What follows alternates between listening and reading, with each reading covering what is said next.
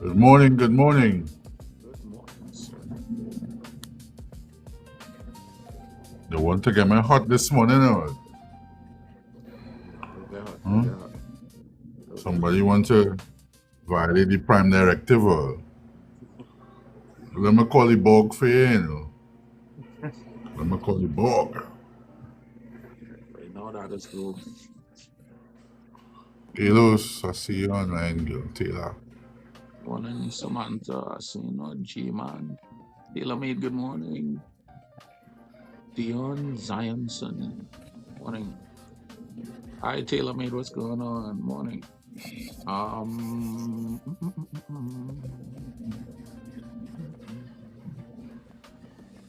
okay, this is not going to work. I wanted to know if you saw this thing, Big Al, Uh-huh. With Mace talking about men don't listen to other men because they were raised by females. So Oh, gasp. they're accustomed taking directives from females. I would have loved Mm-mm-mm-mm-mm. to hear your take on What a thing. I think that's one of your cousin from Guyana might want to answer.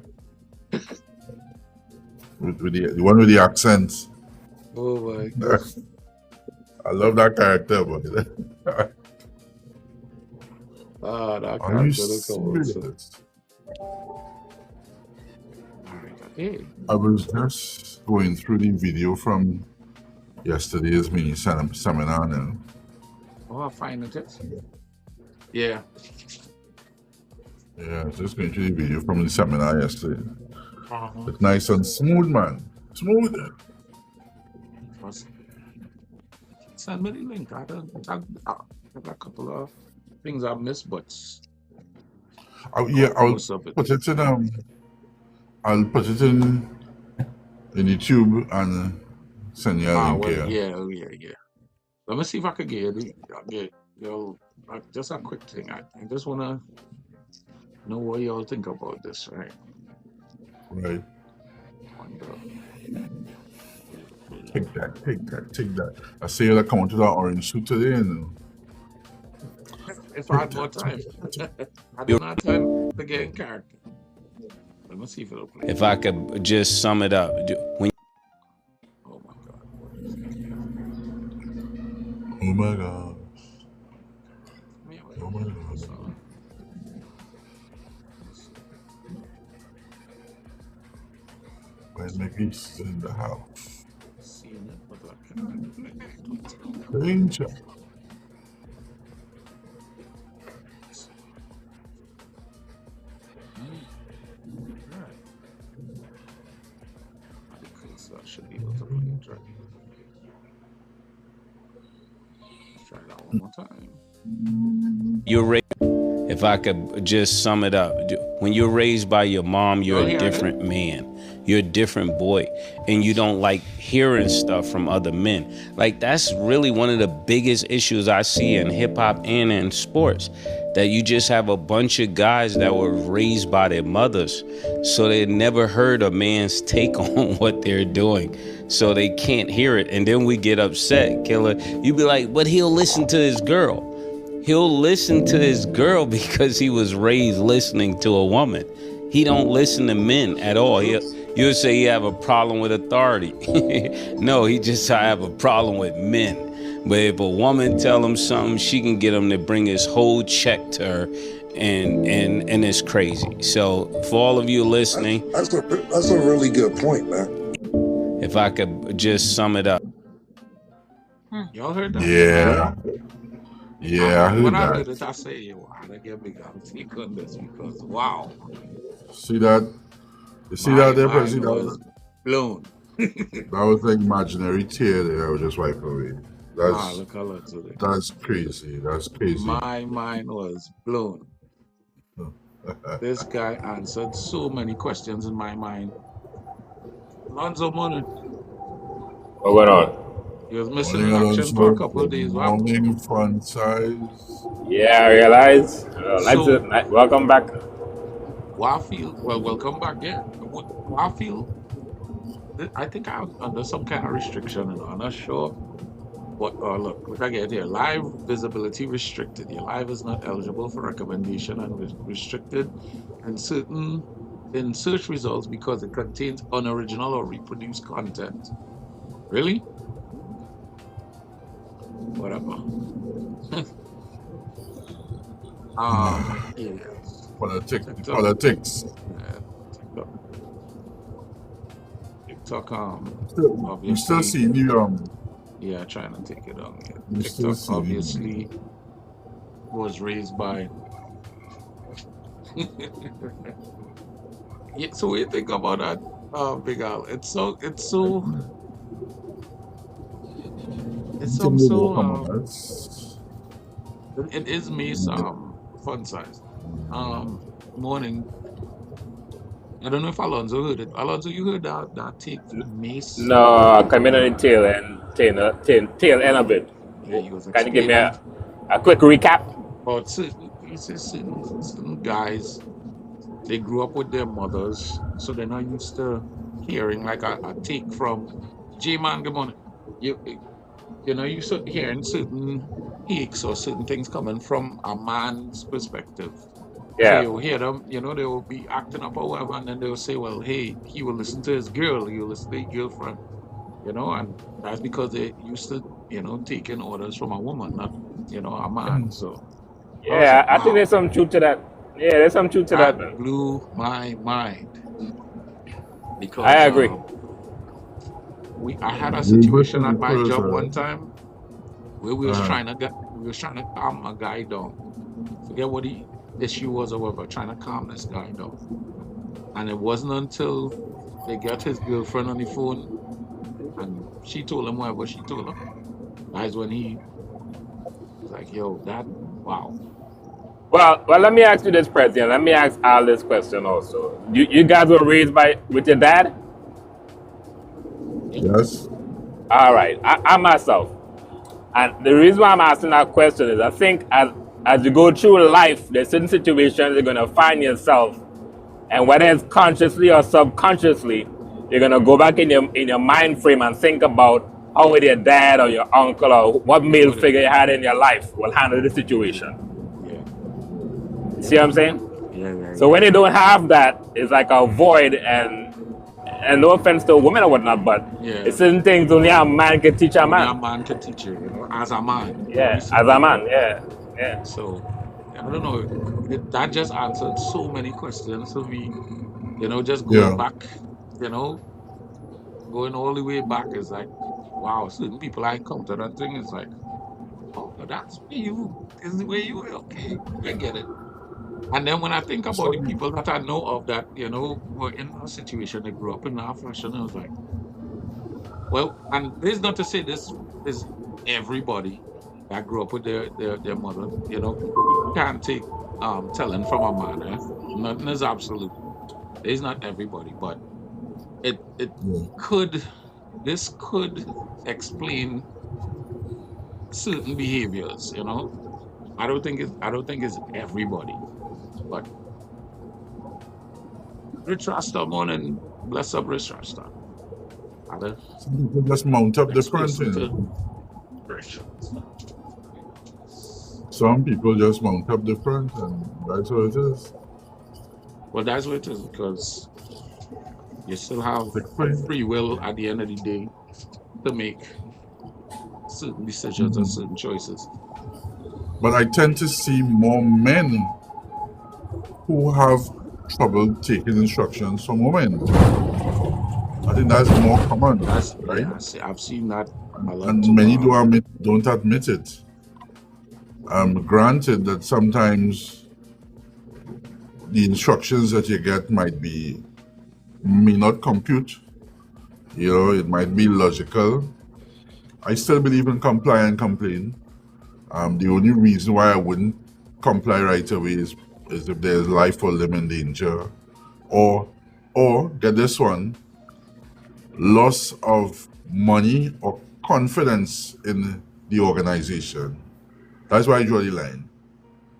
If I'm getting an instruction that is off, and will put the organization in the newspaper for the wrong reason, or will cause the organization to lose money, then that is where I draw the line with complying right away, and I would probably take it to another senior, male or female, it doesn't matter, to get their opinion But I and mean, follow at through that from point, there. it's not because it's a female; it's because that person might just not be adept at what they're doing. Computing right. But I was trying to think of fun size, you know.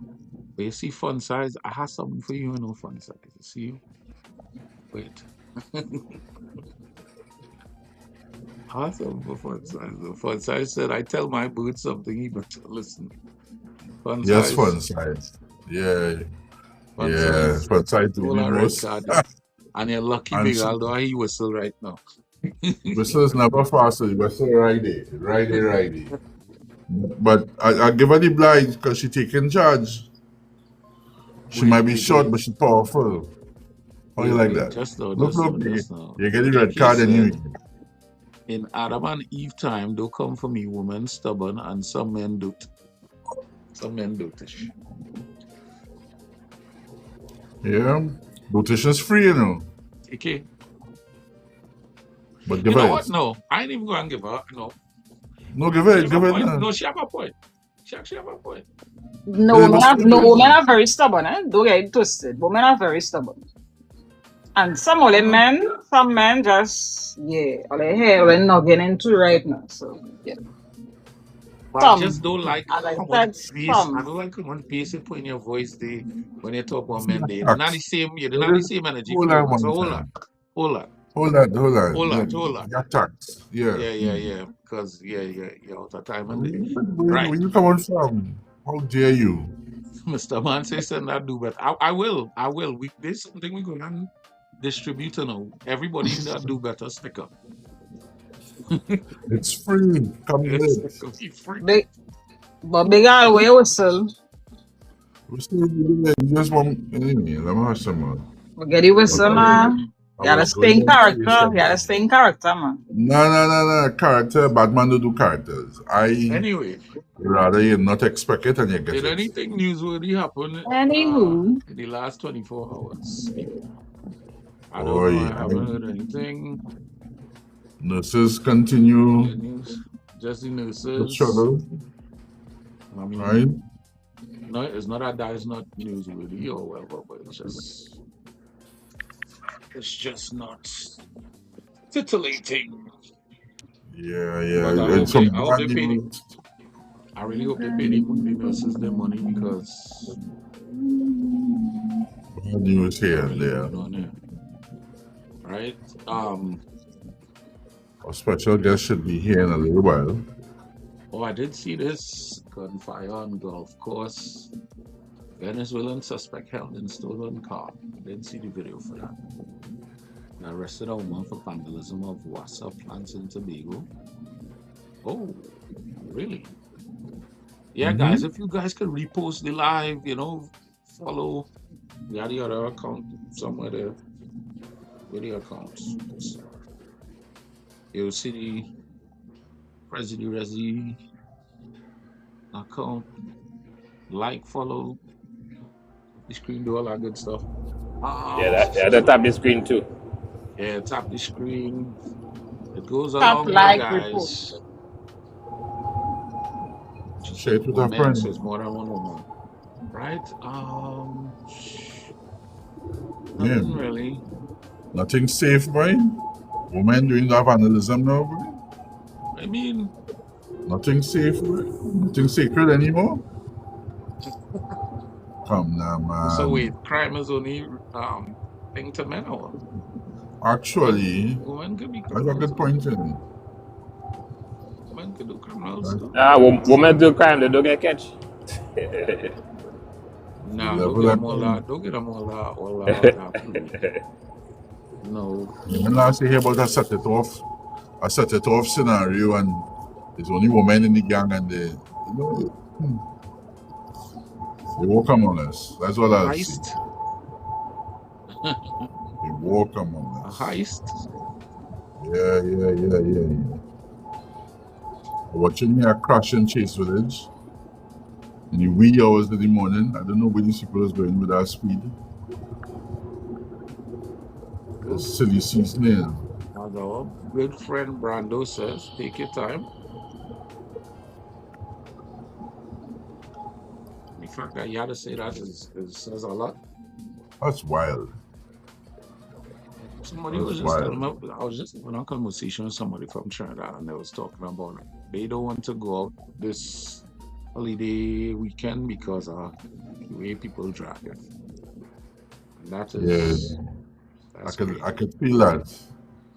Yeah, I could that's feel crazy. that. I could You feel know, you that. know that's a common problem for years, you know, Yeah, speeding in but Trinidad.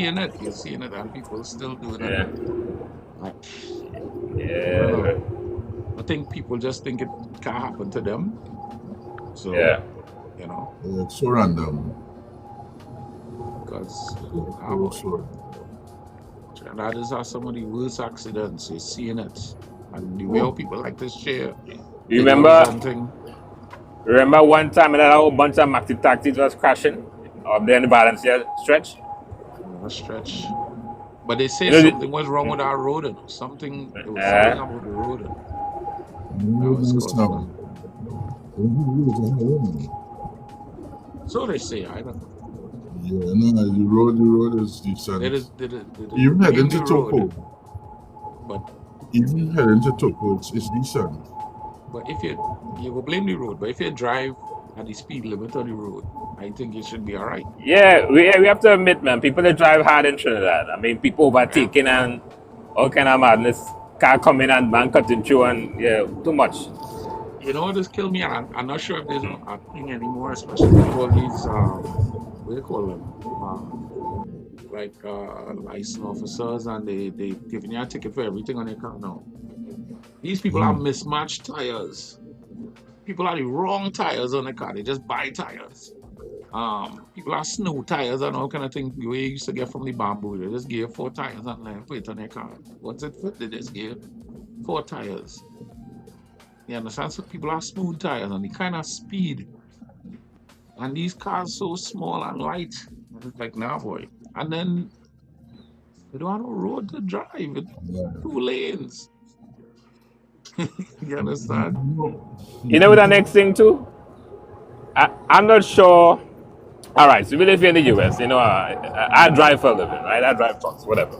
Right. So you know, out here the roads in the US is carefully engineered down to science. Science, yes. You know what I mean? If you look at everything, it's calculated. The calculated speed of a car, the weight of the truck, the corner, and all that kind of stuff, right? Now, I'm not sure if that same thing applies in Trinidad, as far as the rules. In my time it didn't. Yeah, Because I talked to somebody about the speed rate. I asked somebody what is the speed rating on their tires. And they have right. they were building a performance car, and I was talking to them about the speed rating on the tires. And they was like, the what? I was like, you don't know your tires speed rated? Your tires have a load rating that they can take a Right, certain amount of load. That's why you have to buy the tires that match to your car. right. Tires have certain specifics. And tires are designed, to go from 0 to certain speed safely. All of this is our science. And then there are certain tires for certain roads, certain type of, you know, certain types Yeah, of roads, certain weather. So it's like if you don't know that and you're just putting anything on your car, that's one. Then another thing I noticed, Alonso, here these Kias and Hyundais and things. While yeah, people drive them, but people don't really consider them to be anything special when it comes to cars and stuff. They don't wanna down Kia and Hyundai or whoever it is, but they have they have cars that are considered lesser brands. yeah. I'm not putting my I'm not putting my Them, trust. them cars not make you drive hard. Yeah, So, Yeah, what make you Like, think these lesser brands?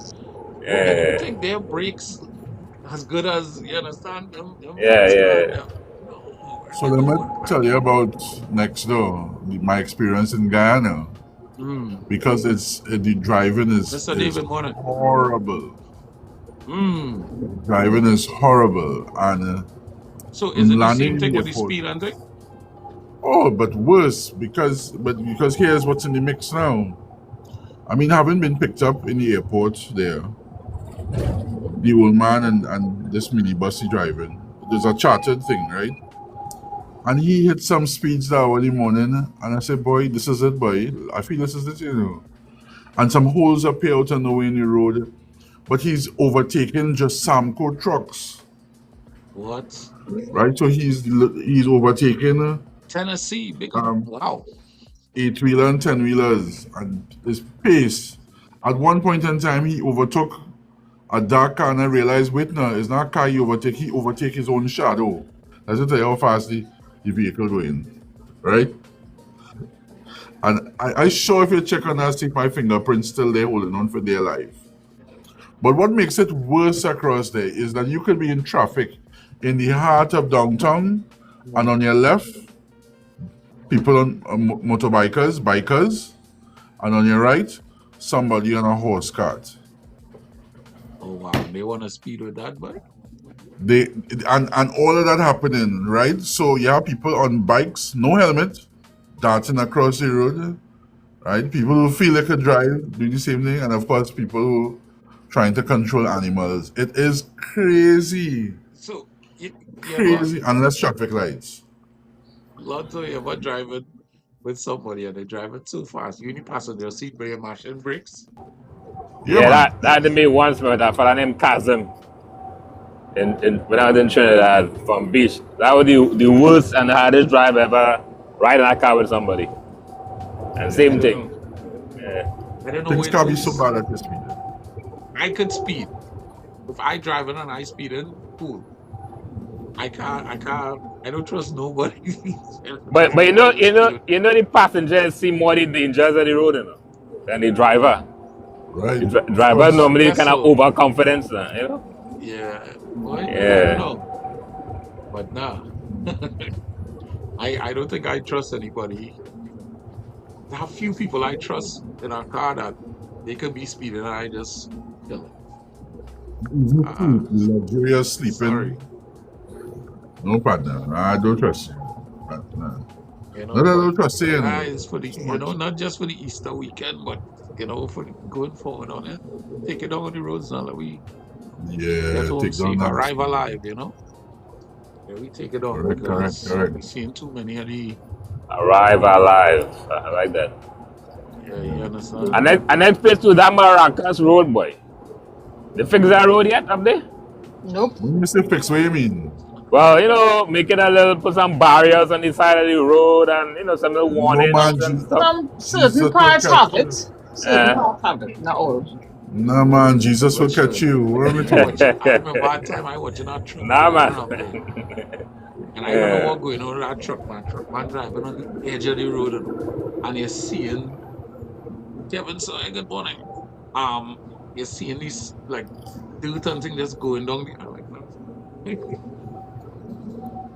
Yeah. The road is narrow. So when somebody say fix the Maracas road, they're trying to figure out the perspective. Yeah, they have a couple of holes.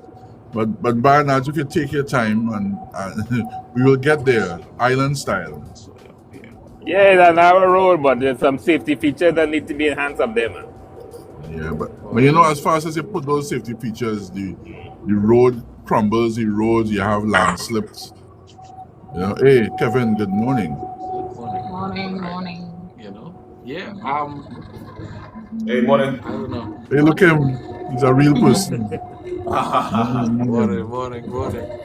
All right, so the man himself, Kevin Soyer, is here. I'm gonna put him in the hot seat one time. That's what we do. We in the hot seat. Morning, sir. Morning. Milk in your face now. How you doing? Milk in your face. I'm good. I'm all right. How you on? Well, Big Ali, you want to jump into it or what?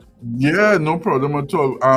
Kevin Soyer. Kevin, is a pleasure to have you on the President Resi Morning Show. I don't know if you had the opportunity to see what we're about here. We try to bring information about some of our favorite people, see the flip side of them. Sometimes we even have people that we're not so fond of, but that's not the case this morning, right? guys, full disclosure, I've worked with Kevin. I've somebody who bounce up on campus so frequently. Kevin, for the sake of all listeners, again, welcome. It's good to have you. Tell us who is Kevin Soyer? I would say I am a local creative, so I'm known for comedy, at least right now. But Right. I like to use any avenue available to me that I can, try to entertain people, sometimes educate people, uplift people through the use of my talents. That's mainly what I'm about. Yeah, I think more things will come out as we talk, but that's like the elevator pitch. Yeah. You look like 21. You look like you come from the countryside. 21, country boy, come to town, see the bright lights. Is that true? No, no, you get up. Tell us. Right. Oh yeah. So I grew up in well, as a child at least in Hardin Place, Cookery, which is a bit Okay. of a kind of like a hotspot area, you know. I'm Wow. from Wait, Cookery wait, too, wait, just now. Hiding place. How old are you? If you This mind is our asking. resume. The way each other resume. You know what? You're right. Well, as Only somebody casting who directors watching my thing. When we come off, I will tell you all my business. I'll know my business already Go too. ahead. Sorry. But yeah. Hiding place. Yeah, big up But, Hiding place cookery. Yeah. So for me, like my grandparents, that's where they had their kids, and that's where their grandkids initially grew up. So for me, there was a great place to grow up. I wouldn't want to grow up anywhere else. There's a lot of places where they build, nice structures and nice buildings and parks and this and that. But for me, the place was where they built a lot of character.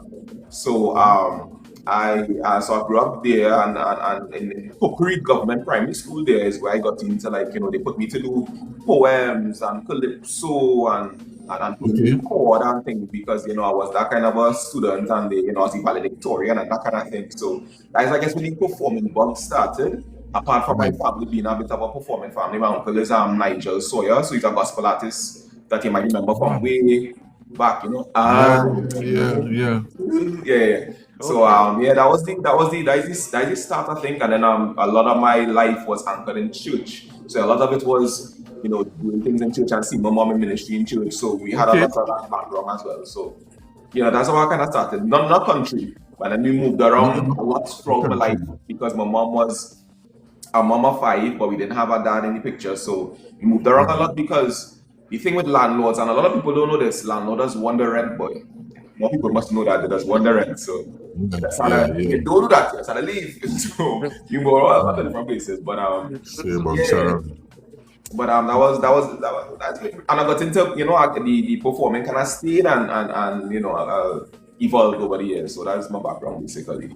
Oh wow. So when performing is evolving, I mean, what is work life like? I mean, what types of jobs have you done? What do you know when you're not doing comedy? Oh, okay. Well, yeah. I mean, I still had we work. I had that job, because at the end of the day. So the thing is, my grandfather, ever since I was a little child, I watched my grandfather working his entire life, and not just working, but taking so much pride in working. This man had his kids, and it was the pride of his life. To people, they say they never went it out. They never ever went it out. He would go out and get it, and I watched my grandfather,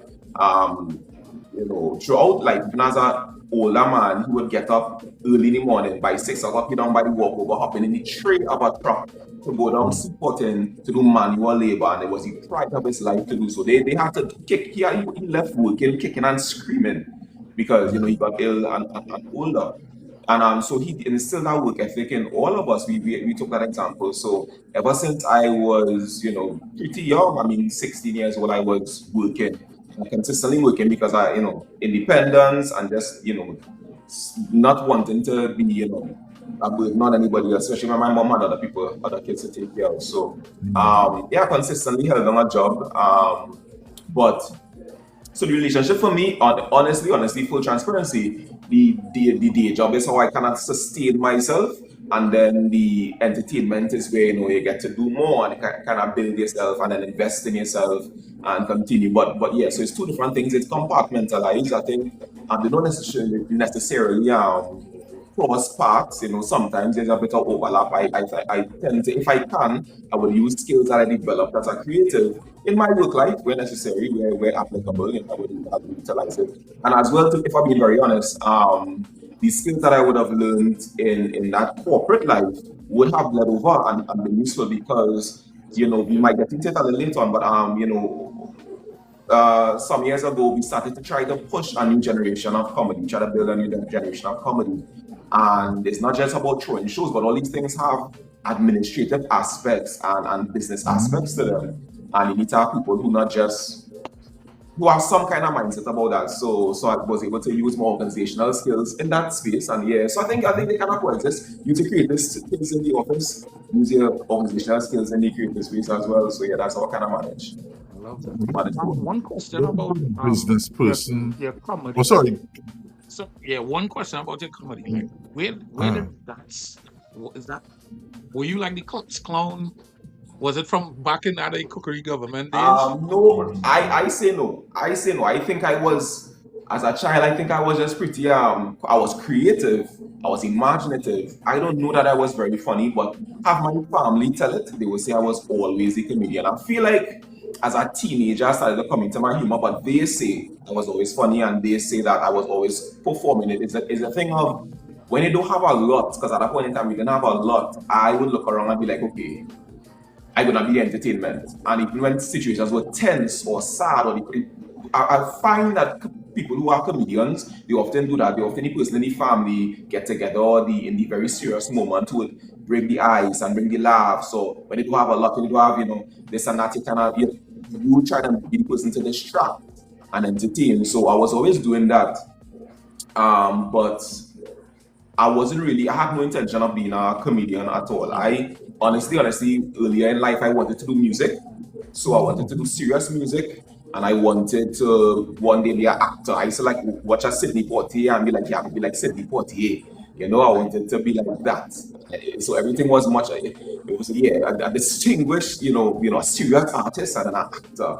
And when I was actually pursuing recording my first set of music when I got ill. So I was actually in the studio with a producer who went on to produce amazing things and doing very, very good now for a lot of great artists. But I was recording my first set of music, well, actually a second set, because I did something when I was a bit younger. When he missed the recording, that is when I got sick, and then I was just in the hospital, living in the hospital. I spent a year and 3 months in the hospital, and in that space, my mechanism, my safety, my way of navigating the world and navigating that tragedy was still humor. So even when I couldn't really speak, because at that point in time, so what happened to me was a progressive form of paralysis that started in the legs and progressed till it was from my neck down, could only move my eyes, could barely speak. And then, I was just kind of there. And when it came to that point, my family, I remember just, counting hours of the day, because it's like a prisoner in your body, counting hours of the day until like 11 o'clock or 4 o'clock, visit from your family and see the heads bobbing past the window. And when they come into the room and they see you in that state, the first thing my grandmother always says, "Say, won't give up, give my little space and sit down, oh, But grandfather be like, all this to get out of work, you can just say you don't want to go to work, oh God, they would come out with that. And when I was able to speak and articulate stuff, I would be making jokes with the nurses, I'd be making jokes with the patient, and I became entertainment on the ward. And that was just what I was doing. So the comedy was really what I was holding on to and, navigating with. And then when I left, and began the reintegration and re-entering life and work and school and everything, I thought, well, after everybody had poured into me, because all these nurses who became family, all these other patients, all the friends on the outside who were helping, co-workers who were checking in, all these people had poured into me during this period of time. How can I now not just, how can I be of use? How can I, make a positive contribution? And I couldn't really do it by doing track and field with Trinidad and Tobago. So I was like, okay, what can I do? And I would use the same thing. I would try to use, so what I initially did was use humor in videos that I was kind of telling people about, issues for persons with disabilities, but sprinkle on some laughs to make it palatable for people. And yeah, from there, kind of, I know I rambled for a while, so I'll stop there, but that's how No, I kind no, of become. No. the, You just answer like three of my questions there within our yeah, yeah. spot there. So I appreciate it. I love it. I trying to get Yeah, with yeah. Jojo. I just want to Yeah. make sure I Uh, get Jojo. Jojo should be here. But anyway. Jojo, yeah. Yeah. But how it turned One into stand-up comedy, because initially it yeah. was just me. I did the videos and stuff. And then I decided to make some little online funny videos. And then, this, I guess one or two things went viral. And CNC3, they had a show called Rundown, where they would have a little segment for comedians to come on and do a 5-minute stand-up comedy. And so they inbox me, they say, we see you're funny online, let's see if you're funny in person now, come and do the segment. I'd never done stand-up comedy before, but I went, tried it out. And yeah, I mash it up. That first 5 minutes, I was actually about a piece of it was actually about, well, it was about having a disability. I was talking a whole bit about my grandparents, like my real life I was using now. And yeah, it went over really well. I remember my grandmother called me and my grandfather cackling in the background, cackling, having that time. And yeah, it went over really well. I was told that I was the best. Well, we just say one of the best, because the other person who was the best as well was my good friend Junior Lee. So the two of us, our segments went really well. And from then on, people call it for open mics. You started to do gigs, and we started to build a little community of comedians here, where we would move all over the place and just consistently do comedy and consistently build our craft and develop it. I like that. Message And big and up Junior Lee and I see the Coover Lord. I see right. he started to Yes. get up in the Also, you and used to see them on the test podcast together. yes. And then Yeah, now I yeah. see everybody kind of gravitating towards the stand-up circuit, which for Yeah, me, being everybody. kind of removed from Trinidad, I kind of come from like the Tommy Joseph era of Right, Larry right. Joseph, and then they had like a lull. You didn't know any real Yes, comedians with a yes. household name, and Yeah, now yeah. y'all started to reemerge You trying. yourself, certified Psalms to these people. So it's Yeah, a yeah. great thing to see. Great thing to That's see. literally what it looks like when you see us in the green room of our show. You'll have Larry there, you'll have Errol there, you'll have Tommy there, and that kind of thing. And then the next jet, we just start to jump all the way to Roadie, and then come down from there and we have that. Yeah, really have a lot there. Right. Those guys doing great I things, love man. it. Love it. Love it. Love it. Yeah. Yeah, Big Yeah. Al. I know you. No, I love the moment and being able to share in understanding more about the man. Kevin, you started talking a bit about your disability, but really for people who struggle to understand how you can go from being functionally normal, if I can use the term, Yeah. and acknowledge our partner who is inside there, Jojo, Jojo. that Yeah. is life with cerebral palsy. Okay. It's very different scenarios, but Yeah. from the naked eye, from somebody looking in, you might say, okay, they're the same. What's different about your situation? Okay, well, yeah, for me, I was up and about, working, very active. I was always a fast mover thing, very, able to do things for people and whatever. And then in the blink of an eye, well, it wasn't a blink of an eye, it was a progression of like a week and something. Because I was in work, but also I was going to school. And so in my second year over, in the other university, I was feeling this discomfort, this some pains, some symptoms, and when I went to the nurse there, the doctor there, they said that sounds like it could be dengue. You should probably go and get a check and go and get tested by the health center. So I listened. I went to the health center, tell the doctor everything. Doctor was like, "Well, you don't have a fever. Since you have a fever, we're not testing you for dengue. But we'll give you these drugs, but we think it probably the flu. If by next week you're still feeling these symptoms, then come back, we'll test it for dengue. Like that next week never came, at least in the same light, you know what I mean? I went on taking whatever they were giving me, but by the Tuesday of the next week, I was like having the extreme, like when your legs fall asleep, that tingling in your legs. I remember I had a night class, and after the class, I had this very sharp pain in my back. And I was like, okay, I just walking into a going home, should be fine. I was sleeping. I was sleeping. I actually first I barely made it home. I fell asleep in my work clothes. I remember waking up in the morning, I was like, okay, right, I'll get to work because I'll go right now to find if I'm not on time.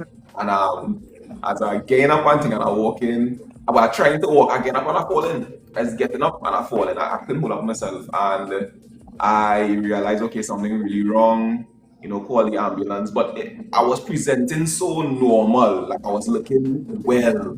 And so, like, people wasn't taking me that seriously. My brother was home. He watching me, he observed, but he didn't really taking it that seriously. The ambulance came for me. And when they saw me, they was like, come walk in the ambulance. They didn't even assist me. They were like, he fine. He looking like a young fella. He just normal, whatever. So once so that when I reach in there, they take him my vitals. We, driving down the road. Some people flag down the ambulance and they say, look at drunk man here, look at drunk man here, help the drunk man now. Them bring the drunk man, them tell me come off on the stretcher, they put the drunk man on the stretcher and tell me sit down. What? But like they finally go, yeah, and I did, and by that point in time, I really scared because I could barely hold up myself, and I had a lot of pain in progressing. So by the time I reached the emergency in Port of Spain, they just passing me over again and looking fine. My mom came, she realized that because I was a child, I never used to make no fuss sign really good, and I was always good, like something that be really wrong. And so in that scenario, now when doctors finally saw me, they were laughing. I remember this one doctor, who was the one examining me at first, he asked me a bunch of questions, and he was like, all right, well now, come off on the table and walk from day to day. And I was like, doc, I can't walk, I would fall. Then I go be good, let's walk from day to day. I come off the table, baps, I drop. This man is laughing, and I tried to reconcile it in my mind, thinking maybe he thought I was inebriated, maybe he thought I was on some kind of drug, but I don't understand how that was. But yeah, he called another doctor, Brethren, and them laughing. They didn't even assist me to get back up because I feel like they felt like I had some self-inflicted issue. I don't know what they thought it was, but no idea. Yeah. So they warded me, and they were calling me the wrong illness for a while. They were calling me Guillain-Barré on the ward from the Wednesday all the way down. They didn't really do anything. They were kind of just observing me, and the paralysis was progressing, which was a very traumatic experience at the point in time. And by the Friday night, that was when the paralysis reached all the way. It was now physically I couldn't move anything, and now my respiratory system was affected.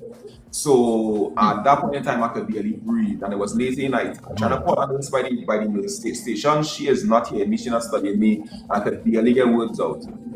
Thankfully, there was a nurse there who previously throughout the week, she had, kind of take a liking to me, if I'm being honest. She had take a liking to me, right?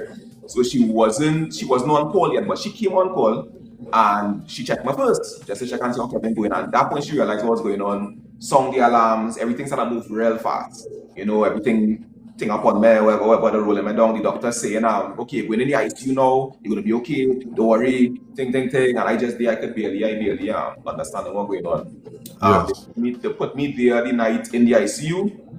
They put this doctor and this nurse. I wouldn't want to say what her race is, but what we colloquial will say as Spanish. I don't know what she was exactly, but they put her attention. They put her at the bottom of the bed. No. They put her. She was sitting down like basically in her office. She had the bottom of the bed, and her job the entire night was to tell me to breathe because I wasn't breathing. I was stopping breathing because it wasn't coming naturally anymore. And her job the entire night was to tell me to breathe every couple of minutes. Breathe. If you don't breathe, I'm gonna call the doctor and intubate you, which is to put the thing in your show. And so she stayed up with me the whole night and did that. And from that point, I had to breathe on purpose, which is how I came about this thing about how I just live my life. Because even though I got through that night and whatever, in life after that, getting back into life and everything in so many ways, not figuratively, I have been breathing on purpose. But the things you do it so easily and flip on the only time before, now you have to make an intentional effort to do these things. So you breathe on purpose. So I made it 3 nights, then they went and they did an MRI, then they found out what was wrong, which is another spinal illness called transverse myelitis, which is a bit rare. That doesn't have a cure, that doesn't have a cause, but it starts by a viral illness, and mine was dengue, which they only found out. Then the test came back for dengue after all kind of things. So then they found out what was wrong. They couldn't really treat it other than to give you steroids because that is an inflammatory illness. So by kind of stopping the inflammation, they could probably stop the damage to the nerves a little bit, but the damage that was already done. And they just kind of keep it from progressing anymore. I got back some mobility, of course. They had you lifting up little fruta bottle and thing, learning to brush your teeth and eat and everything again, so over that period of time. And yeah, I got to the point now where as adults here as navigate with crutches, short spaces, still would utilize a wheelchair sometimes, but I came a long way from where I was. So that was the actual. So for me, I'll give you a long-winded answer. But the difference between me and somebody else, because our friends who were born with disabilities, is that it's a whole shell shock. It's a whole paradigm shift because you're accustomed being this person, and then suddenly that is all gone. You know what I mean? So I always say, like, I felt like people are say, like, you look at the glass as half empty, as half full. But for me, it was like, this just is not my glass. I woke up and I was like, I have a glass now that is not my glass. And now you have to reconcile and figure out. So, like, for me, I was like, okay, what will motivate me to keep doing this thing for life? Right. It was that, listen, what will make me make this worthwhile is to be of use and to make some kind of contribution and to impact people positively in some kind of way. That's why I wanted. And so that's that. Thankfully, that's what I get to do. So I'm very happy. It sounds like a movie, and I am sure throughout this you have considerations of work and these types of things. What was it like? Did you get support from your job? What about family? How did people adjust, and how did you make it through the recovery stage now? Yeah, I would say you can never be prepared for something like what happened to me, but you could be equipped because I was already born into a support system. So my grandparents, for sure, they were there initially every day. Right. That is not a figure of speech. They were there actually Every day. at a point in time. The nurses used to be like, oh, you are so loved by your grandparents, boy. My mom would come when she could, other family members would come when they could, and that was good, and they bring in, positive vibes and everything. Co-workers would come here. There were some of my co-workers, some couldn't make it, and they can't deal with stuff like that, and that's also fine too. Even in a situation like that, not everybody could deal with those things, and they shouldn't, and what they'll be able to bring to you in that moment probably wouldn't be what you need. They're not able to hold it, together. So, but the ones who could come and they would stuck around me, and they would encourage me to come back to work, or schoolmates would say come back to school, and so I had that support in that way. And as far as my working environment, thankfully I had heads of department at the point in time who were understanding, and they would say, yeah, let's try to work this out where you're able to, because the barrier that I face is mobility. So let me see how we could make this thing a little bit feasible, because going back to work and school, it wasn't feasible at all. It wasn't making sense. I actually was owing money and becoming in debt trying to go to work and school. But I was doing it because transport is extremely expensive. They would say they have these public service things like the Eldanbo buses, but this happened to me in 2013. I probably was back ready to go back out to work and stuff in 2015. And 2015 to now, those buses have never been available or working. So imagine how. To now, they would say, for the few that they have working, they would say, we have those already for daily pickups. It's already maxed out for kids, kids, especially we go to school. And so we do not have a way to facilitate you. So it was always like something, you had to self-fund it and make it up on yourself.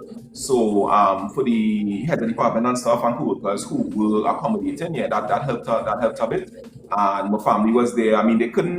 They couldn't really get involved in my everyday life as far as like chauffeuring me to places or being with me there physically, but the ways in which they could, they definitely support me. I have an older brother who, when I got to like we doing performances and stuff in the release here, he carried me here, he carried me there. Like, my brother, I'm gonna make sure he reach here. He taught him when I used to work with a wheelchair, he taught me wheelchair, taught him this, what that kind of thing. And the support really does help for sure. I remember the first video I ever saw of you. You're dressed in all black, you had a big hat on, but you were seated. So I didn't know anything. I just seen this person seated, and he was picking on everybody in the audience now. So I laugh and I get in real kicks. I like, yo, wait, because I hear the accent I sing like, okay, it's a Trini, right? But then your set was over. Then I saw a cane. Then I think 2 people came and assisted you, and then I was like, oh, what's going on here? But one thing I zeroed in on was you have a braggadocio about you. You're real brave. You have a kind of out there is that born out of your your affliction, or were you always like that? Because you was an entertainer before. So, but where did you have this kind of Nah, brave? very honest in that sense. So I just feel, that's interesting. That's an interesting observation. I would like to hear what my peers have to say about that boy. Most people just say they find out most myself on stage. But I could be a bit of an introvert. In real life, I'm a bit of an introvert. I'm Really? quiet. Wow. You will not, I know you will not believe my Yeah. understand. I thought he was a blitzman. I thought Kevin was a blitzman. And in the corner of my eye, I watch him and say, anytime he cross the line, tribunal. But go ahead. Yeah. So I was like to be real quiet and thing, boy. And but on stage for some reason, like I don't know, it's just you just feel you feel like you can take a command of a room and that kind of thing. I don't know. I don't know if anybody ever describe it as we just say that. But so now you give me something to think about. But they definitely will say like confident and comfortable, which I do feel. But that's what I think about that, man. But no, now in everyday life, I could be very. You wouldn't believe I will as much as possible. I would like to get the background very quietly. You know what I mean? I think a lot of my peers, as watching them, and be like, so for me, I think my work is the product, right? Things I create because I don't just do this. I would write for other people or do other types of art and so I would what I can produce is the product. But I have other friends who I believe like they are the product like 24/7. They are just on and they are just that. And that is exhausting. I don't know how they just be that. But yeah, there are people like that. But no, I think it to some extent I'm me all the time, but I think definitely I'm more. I don't know what to call it, but I probably had to use your terminology. That is more come alive on stage. Yeah. I've always kind of attacked the stage. I remember seeing that and I was like, wow, And also, and I tend to ask this question a lot with certain people. So as somebody who was born and raised in Garden Place Cookery myself, right? Turned to other places. I'd have a very thick skin living in Cookery. Very thick skin when it comes to peacock and them kind of thing. Did you go through that phase?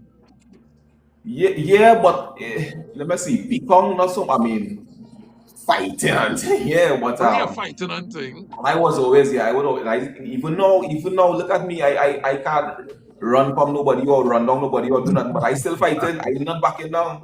I still know. I saw a video of you recently where the DJ would have started to play certain songs. Boy. I'm your Rango. Yeah. Right. I see you start to give him back, give him back to him. That video had to cut. No, that video had to cut. Like the full video, I had to cut all the clip. It get a little bit more rough after, but all in good fun. Oh, good. But he liked that. He loved to do that bit. And the thing people has asked me, Kevin, how you feel about that? Like a whole audience of people laughing because he playing these songs that kind of making fun of how I feel great because I want the audience to enjoy themselves. I am not under the impression that nothing like I could walk or nothing wrong with my legs. Like I know as well. So don't bother me at all. That is not. Only thing will bother me is if it get too stale and too played out. So it get a little bit predictable after a while. Once you keep it fresh and thing, that's cool. But any moment now, that is good fun and thing. I don't mind them thing at all. And people have a tendency to be awkward around you because they don't know how to deal with somebody with a disability. They realize, oh, it's cool. I can talk to him about. The next thing you tend to do is humor. I realize like I'll be in a ride share or be in a government office or be around in a new set of people and you will see it. They will eventually the next step from feeling awkward or realize feel it out and then they'll be like, of course they'll be concerned. But the next thing is be humor, be like we'll say that stand-up comedian where you can't stand up. I'm like, okay, cool. But it's fine, it's all in good fun. What is the creative process like? I mean, do you walk around with a notebook and come up with scenarios and jokes, or do you have aha moments and you wake up 2 o'clock and say, hey, let me write that down? Well, what's it like? You have a team that you sit down at a table and you'll create these awesome jokes. How you do that? Yeah, nah, I have friends who have a process like that where they able to sit down and just old talk, or even meet with us. We will say we having a writers meeting. That writers meeting will just evolve into just old talk and thing, but out of it would come some stuff, you know. For me, now it's a more isolated thing. So it's I need to be by myself. I need to be quiet. And so yes, every now and then I would have a idea, and most times I try that in my notes in my phone. Just put on your notes in your phone, and there's an idea to develop. It wouldn't be a joke yet, maybe. There's an idea to develop, or something funny that happened to me. Like something I experienced, it, write it down, and then we develop it later. So I would go back in there or remember and be like, okay, then let's see where I can go with this. How I could make this into a full fledged out joke. So that is really my thing happens in quiet and in isolation or whatever. But there are no a lot of creatives who they approach it that way. They could do it with people, you know, they need to try it. And then some people need to try it on the stage and then develop it on the stage in front of people. I am not that person. I am not comfortable with bombing, so I don't do that. I don't think I'm comfortable being unprepared. I don't do that. I just prepare, and then go and deliver something, you know, fleshed out already. While we have you here, I don't want to keep the vibe kind of melancholy or whatever, but I see Yeah. Trini Superwoman said, "Why am I now knowing of this guy? My depression done." In being a depression, you have any tips for anybody dealing with depression? Because you seem to handle everything well. I've never heard somebody kind of recount a nightmare so because a nightmare, you know. Yeah. So when it comes to like depression, I don't know if what was your journey with like depression? I would imagine there would be some kind of depression there. How did you deal with that, and how, you know, maybe somebody could pick up from that, you know? Yeah, I am. But first, I'll say that I agree with you. Like I would have never heard people recount things in the way that I might do it now. But since having a disability and being around other people with disabilities, I think that a few times. So they develop that humor, or develop that comfort with the situation, and they're able to, you know, talk about it that way. I have dealt with depression for sure. And what helps with I don't. That's the thing. I think I'm still learning and developing and figuring things out as well in that aspect. There's some aspects where I feel like, okay, I have a handle on certain things. I am not somebody who deals with depression a lot. I have had maybe like two bouts of it that last a while, but I don't know if I particularly know what is keeping it that way. It could be that I am more active, I am more,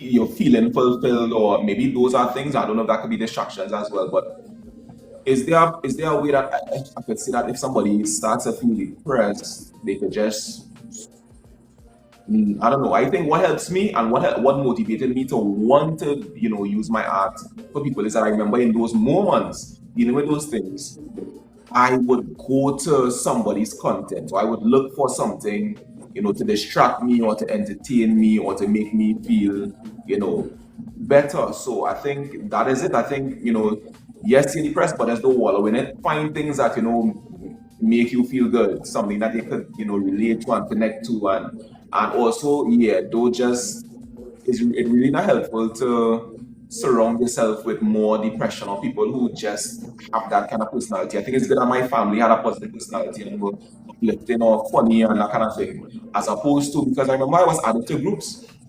Like when you have a disability, like that's fine. Like somehow the broadcasters goes and people start yeah, you have a disability, join this group. But the group is really, oh God, it's just people sending back and forth. Don't worry, you're gonna make it. Honey in there, the little picture with the dog and the branch and thing, them don't help me. That don't help me no kind of way, So don't just be around people wallowing and that kind of thing, try to stay positive. I don't think I have a formula yet. Maybe one day I'll have a formula and be able to take with conviction. Because as far as I know, I have friends who still deal with it. That's a real thing. You still deal with it sometimes, something can happen in life and it triggers, and you feel whatever. But yeah, just try to stay positive, find things that feel uplifting, find something that feel like gives you purpose. And yeah, know that those things are temporary, because it really is. It's not permanent. It's really not. It's really not. I love that. It's a curious thing, and it could be. I'm trying to stay away from asking the political question. Right. So let me tie it up. Let me refashion it. Would you say that as a society we are sensitive enough talking about parking, Oh, that they are Bob, sensitive enough I know you're not talking about about my dear brother, my fellow person in the community who was defending his parking spot. I hope you're not talking about my friend. Because you know, but let it fall into not all disabilities are physical. Some are attitudinal, right? but do but do you think that we are sensitive enough as Trinbagonians to the people among us who may be doing things a little different? Not necessarily that you could physically see them, but Yeah. what do you think? We sensitive or we just fail there? We're not there as far as sensitivity, accessibility, opportunity, and that kind of thing. We're not there for sure. However, Trinis are very caring people. No, at least somebody with a disability, I've always realized like they caring, they attentive, they help, they could be helpful, but so they would give you probably more empathy than empowerment, right? They will give you more. It's more like okay. Well, help the man, help the wheelchair man, the man, well, help him, well, hand, they will, but nobody will actually build the ramp or build the little thing for, they wouldn't care about that so much yet. We get it eventually, but yeah, we a little bit up behind on that, but it's not a thing of just totally being dismissive of us, but we're not really seen and supported when it comes to trying to make things better. Of course, there are groups, of course, there are NGOs, of course, there are initiatives trying or claiming to be trying, but generally now, I don't think we that sensitive to it yet. I remember very early on, and it's not people not being mean, it's just your mindset at that point in time. I remember people would say, quite frankly, I think, so I hear the issues you're facing, however, but unfortunately, I think it's actually a family thing, dog. I think your family had to come together and help you, dog. I don't think it should be the country. I think it's your family that organize that for you. And I just where their mind is. Their mind is like, okay, well, you have a disability, you are dealing with that. They don't see that as a societal issue. They don't see that this affects elderly people, women who pregnant or a man, somebody with a disability. They don't see it like that. They see it as I shouldn't have to, augment my business place or my whatever. Let your people and somebody could come and organize the thing for you. They care about you, come and do it for you now. You know what I mean? We go meet you in the parking lot, they don't really think. You could always say, like, yeah, you have to conduct some business. All right, when you come and check the ID card, they won't really say, okay, my business actually needs to fix this issue. You know what I mean? So that is where we are. Hopefully, it changes, but we have some work to do. 2026. Yeah, and it do help when public officials also dismissive of it as well, because you could always find an excuse. You could always find an excuse as to why in that situation. Why one of the most satisfying moments for me, because it's always happened to me. I pull up by an ATM or by a restaurant or something. I need to come out the vehicle, and the parking spots are taken, and you see any people in there don't need it. They don't need it. And when they see me come out on them two crutches, they God, they're feeling bad. They say, oh God, the belly tall, man. Don't watch me tall, man. Don't watch me. They're looking, but they feel like, they head into the vehicle and know that okay, I'm feeling bad about it. But you should be thinking like that all the time, because our people who really are friends who they might be physically much worse off than me, but they have achieved things that, so for instance, our friends who drive, they use the unit hand controls and altered vehicles. And so they are somebody who can't park quite too and then come and know they need that accessibility now. So it's tough to know that, our friends who have literally can't go and do something, go by the drugstore, they can't get into the supermarket, this pharmacy, because somebody's doing just what certain people do, and they just so it's really not, it's not something to be dismissed and be like, a small thing, shouldn't be, you could do better. You have a big show coming up on May. No, sorry, I say me. Yeah, it is me. Yeah, it's me. May 2nd at Cipriani College. What went into developing this show? Tell us some more. I mean, there are people in the chat who saying they never heard of this guy before. I can't imagine how. Tell us more about. We want people to come out and go. So if we could get the information for the show as well. Common thing, like a lot of people even know we have comedy going on our whole here, which is understandable, because when you think of comedy here, like somebody like our friends who do rideshare and they pick up somebody in the airport and they ask, what's there to do here, and this was a comedy show. The people only know 3 names. They know Kyle Boss, Certified Samson, Junior Lee. That is comedy to them, trying to be that is all in one, and that is fair because it's on social media. That is what people no. So, but we have been building, and we have a lot of successful shows going on and stuff like that. So, so I don't mind if somebody never hear about me, and I prefer somebody never hear about me, and then they come and they can be a little pleasantly surprised. But for the show coming up on May the 2nd, it's it is what people for what my base like is they like the solid stand-up comedy content, so they will have that. But I'm trying to also include other things that people enjoy as well. So like like parodies and that kind of thing, because we had some parodies out there that people they like that as well.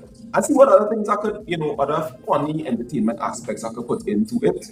But the main thing would be me coming and presenting again, some solid stand-up comedy. I have my own show called Therapy, which I've done 3 years in a row, and all of the years have been sold out. So I'm gonna do it again this year, but I was like, okay, we do this 3 times, it sell out 3 times. It gave me the confidence, okay, we can do a secondary show. And while Therapy is a family-friendly, all ages, that kind of show, I'm not saying this show is going to be bacchanal, I'm just saying that I'm removing that thing from the other performers of you have to be 100% family friendly. I'm telling people, lead the kids home, because sometimes that there's themes that adults want to talk about, there's things that, and I normally have that muscle on my just because there's only 2 clean shows per se in the country right now. There's my friend Tess Ramsey, who has Christians Can Laugh, and then there's my show. And so I have that. I'm not changing that for my main flagship show, but I said for this one, let me see, relax the thing and let people be a little more comfortable. So I some of the things you could expect, but it'll be very funny and entertaining, and enjoyable night. Yeah. Gotcha. Great. I don't know if Alonzo or KK had questions as well. You wanna share it around? Morning, Alonzo. Morning. Yeah, definitely enjoying the interview, man. I definitely have to give the brothers kudos on very inspiring, very informative, and keep doing your thing, man. I'm a fan. I'm a new fan. Yeah, man. Anything, Kiki? He sound like one of my uncles and them. One of my uncles and them. My family have this thing where they believe, well, for anybody, my family's very conservative, right? So my family believe that marriage can't be between anybody. Marriage had to be between a man and a United States citizen. Now. So that is why one of my uncles and fly out.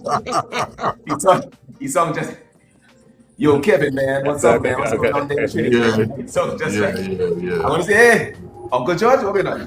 But yeah, he's always How are you with the fans? How recognizable are you right now? Do you get recognized a lot? Like, are you saying recognized a lot more for like online content? No, I'm beginning to get more recognized. Yeah, I get recognized a bit for the stand-up. It's not as much as some of my contemporaries. But yeah, every now and then people will come. So I'll go to buy food somewhere, or we getting some jokes tonight, or we getting a laugh tonight. They realize, and I kind of hard to miss. Because I walk in like, these questions and things, there's idea, any man there, So yeah, I got a little bit more recognized in places, which is, that's fine as well.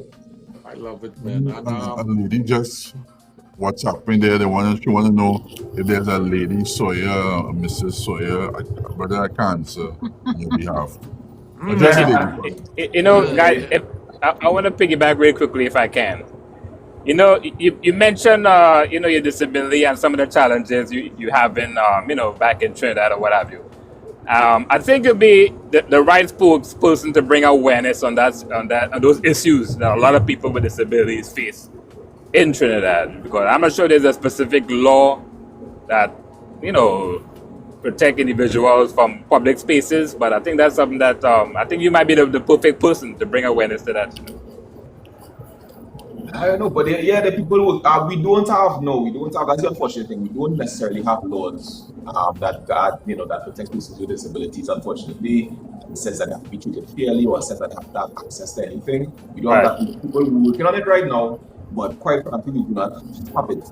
And as well, meaning as organizations and people, because I've worked with all kind of people, and they well-meaning organizations and stuff like we like you, we like to work with you as a consultant, because we don't have a policy that whatever. Our friends who have gone for interviews and stuff, and they've been on the phone that was accepted, everything was good, and then when they Right. come in person, it's like, yeah. And then we have our friends who actually experience not just that, but they experience when they went for school, like they went for their first day of school, and they turn away at the gate. And that is Wow. legal. That is legal. Nobody, Yeah. But I mean, we're in a country where the president some years ago, Miss Weeks, but I can't remember the young lady's name, but she has no arms. She's a lawyer. She writes with her feet. She was put to work by the president in the Equal Opportunities Commission or whatever. And that is the equal opportunity space. And they never let her come to work. They was barring her from coming to work there in the place that's supposed to be looking out for us. So, What? it's tough because they say they couldn't facilitate her there. So, it's a tough thing. We don't have, but as I said, I know because every now and then people will say, "Can you come and speak for this panel?" or "Can you come and be interviewed for this thing?" or whatever. So I know there's work going on, whether it's through the Pan American Health Organization or different foundations and that kind of thing. The Down Syndrome Family Network, the Digital foundations that I work with. I know they are actively working on these things, but I know that that's just the place where we haven't achieved that, that equal access to everything and equal rights, the same way and that kind of thing, which hopefully is on the horizon. Yeah. And when it comes to you have any trouble on the horizon for you? Like, you have anything like maybe hit up the NYC comedy circuit, anything like that in the future? Outside of the Caribbean, I don't. In fact, I'm not saying in Caribbean. I have one thing that's supposed to be in another country, but I don't have a ticket in my hand yet. So let me do go on the internet saying anything, and I ticket not in my hand. But there's an engagement for Mother's Day that I was asked to do, so I was waiting to have that finalized. Probably I can announce it when that's solidified. I don't want to speak. And I will put something on your mind if it's not already on your mind, but comedy special. So I would really love to see that. We don't have when it comes to Trinidad and Tobago comedy. I feel like we don't get our featured comedian in the vein of think about Kevin Hart comedy special. I'm sitting here and I visualizing your comedy special right now. And I don't know, maybe that means I need to book it, but all right, well, we go talk about that. No, so I always we always record our shows for sure, at least for archival purposes, and some of them, we might make it into some online content at some point in time. But definitely, that special thing is something because of the working and building our repertoire, so it has to be used for something. So definitely working on that, man. And I know and as far as like Junior Lee, who right now I know Rody as well, they go out and they try to do this stand up outside and stuff like that. And those guys trying to push the industry a bit more. So I love it. Do you have any heroes in comedy? Any major comedians that you look up to that really inspired your work as well? Yeah, I mean, internationally, the Dave Chappelle, Cat Williams was an early one for me that I really like.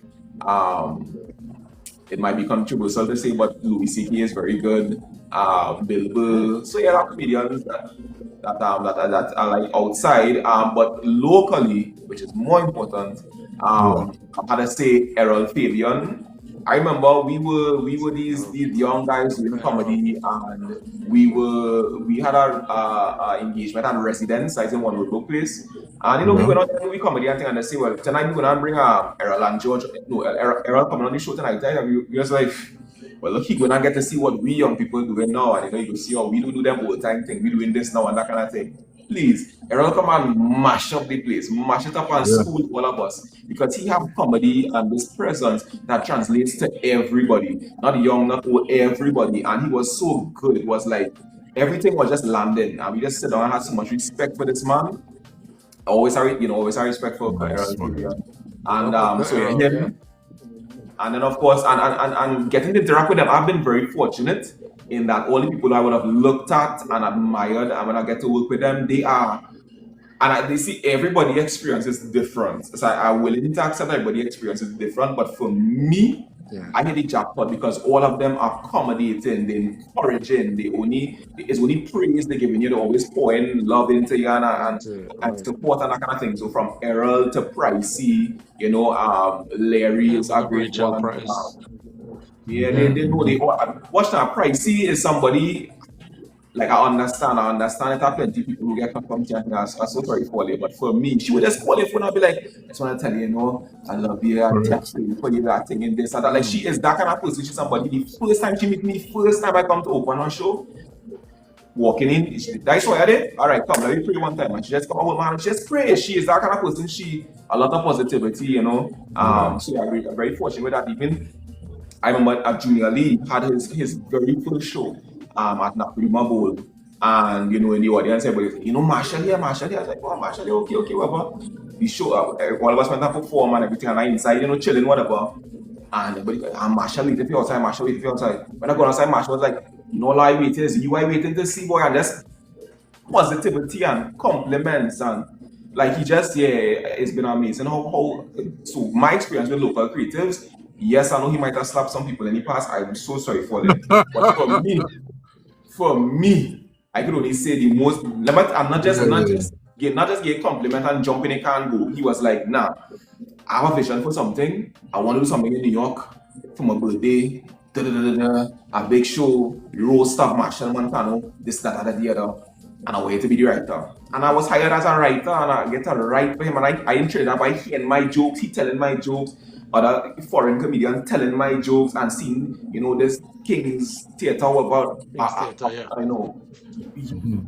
screaming, laughing, whatever, for stuff that this, little fella in Trinidad, right. So, I mean, I've been very, and that would build confidence for you. I mean, you feel like, what, I validated it, So yes, I've been very fortunate. So all of those I would think are heroes because I mean, even though he's not in comedy, a performer, and I look at these people and I'm like, yeah, boy, that's it's the traits that you want to emulate and certain ethics you want to emulate. So yeah, I've been very fortunate with that.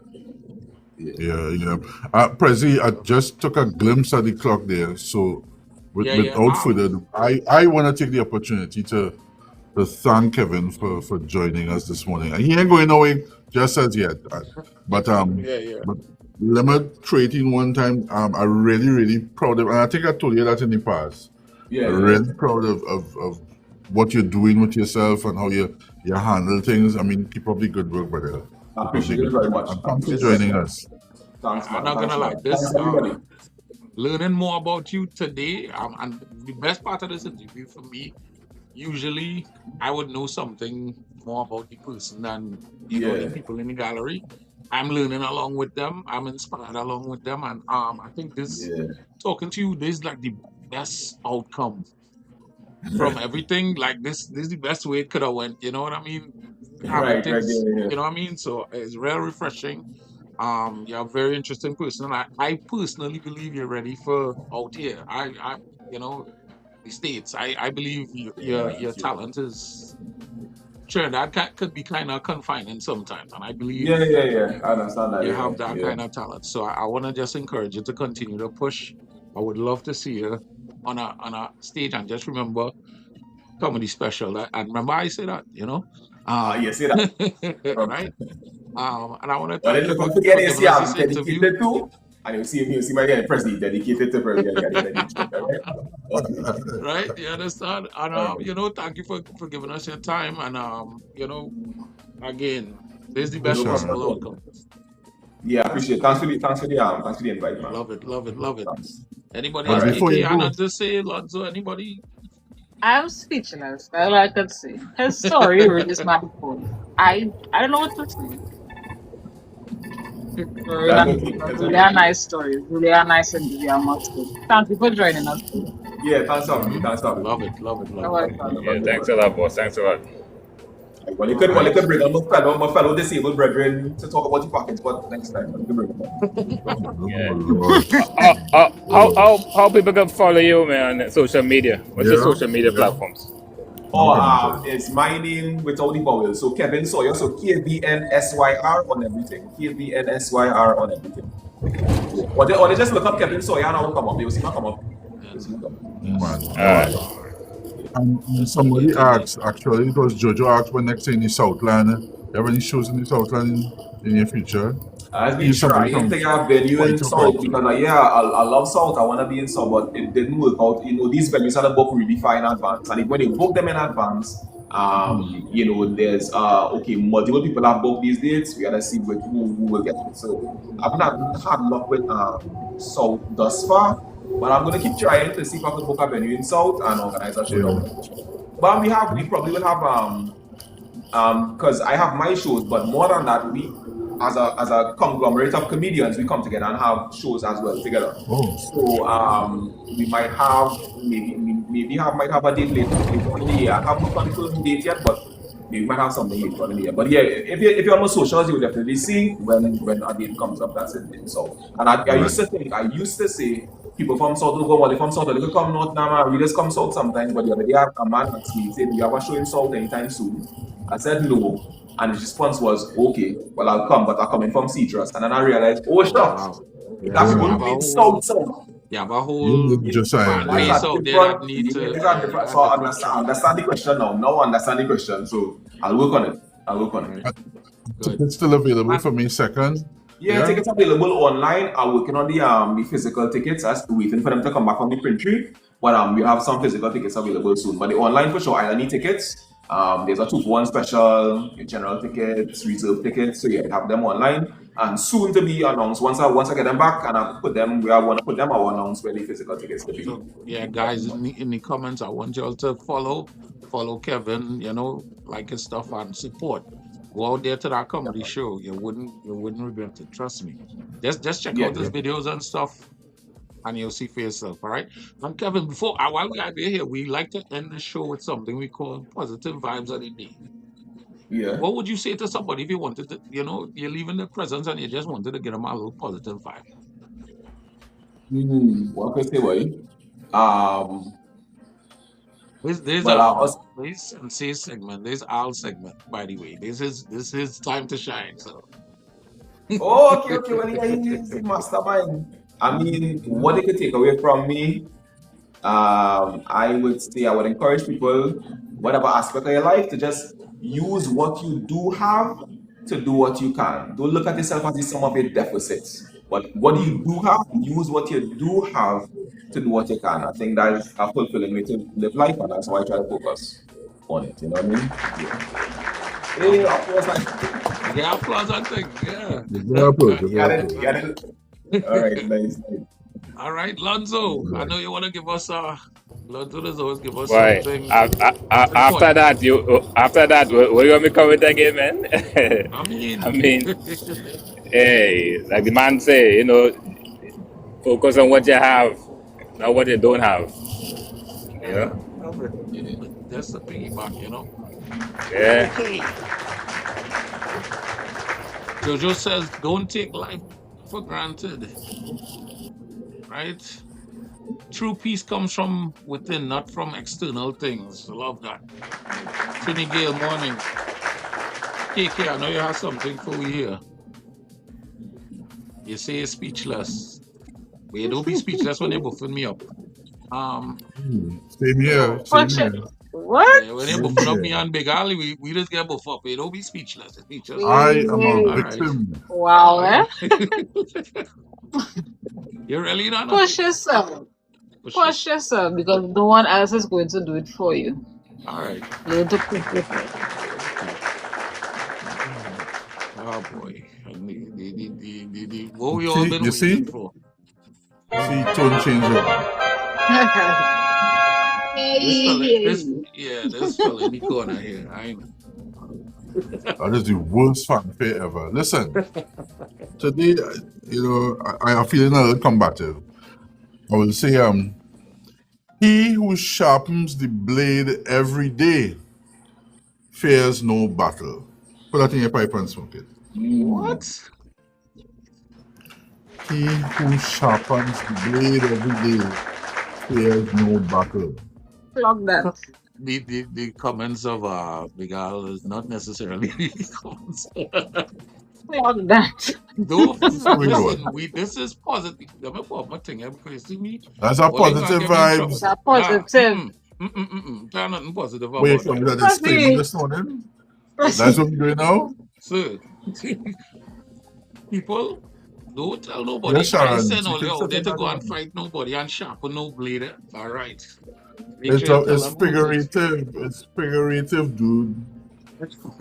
Yeah, Right? you You will see, Chopping we it know you. still.